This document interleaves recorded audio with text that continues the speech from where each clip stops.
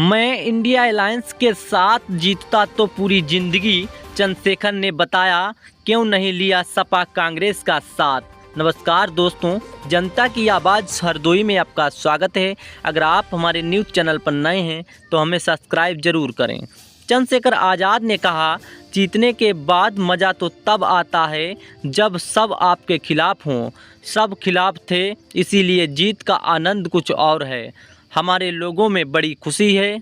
उत्तर प्रदेश की नगीना लोकसभा सीट से सांसद चंद्रशेखर आज़ाद की जीत ने तमाम सियासी पंडितों को हैरान कर दिया है। ऐसे में समय में जब एक तरफ बीजेपी जैसी मजबूत पार्टी हो और दूसरी तरफ सपा कांग्रेस का मजबूत इंडिया अलायंस गठबंधन हो, वहीं बहुजन समाज पार्टी भी मैदान में थी। लेकिन इतने दिग्गजों के बीच चंद्रशेखर आज़ाद ने भारी मतों से जीत दर्ज की। इंडिया अलायंस ने भी उनका साथ नहीं दिया। ऐसे में चंद्रशेखर आज़ाद को इस गठबंधन की कमी खली या नहीं। नगीना सांसद ने इंडिया अलायंस को लेकर भी एनआई के फंड कास्ट में खुलकर बात की। उन्होंने इंडिया अलायंस में से अलग होने पर, चुनाव लड़ने पर कहा कि जीतने के मज़े तो तब आता है जब उनके खिलाफ हो। सब खिलाफ थे, इसीलिए जीत का आनंद कुछ और है। हमारे लोगों में बड़ी खुशी है। उनका मानना है कि अगर हम इंडिया अलायंस के साथ चुनाव जीतते रहते तो ये लोग पूरी ज़िंदगी हमें बोलते, जैसे काशीराम जी के लिए कहते हैं कि वो मुलायम सिंह यादव के मदद करके इटावा से सांसद बनाया था, तो अच्छा नहीं हुआ, मैं इनके साथ नहीं था। इंडिया गठबंधन को लेकर कही ये बात चंद्रशेखर ने अपनी जीत में सभी लोगों को क्रेडिट देते हुए कहा कि मेरी मदद के लिए पूरे देश से पैसे आए हैं।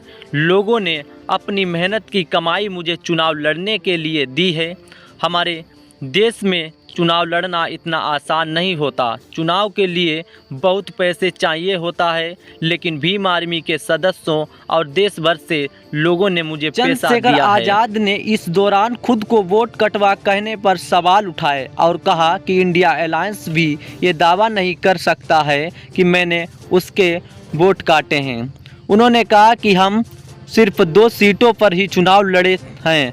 अगर मैं सारी सीटों पर चुनाव लड़ जाता तो क्या होता। लोग मेरे साथ इसलिए हैं क्योंकि मैं इंडिया और एनडीए दोनों में से किसी के साथ नहीं हूं।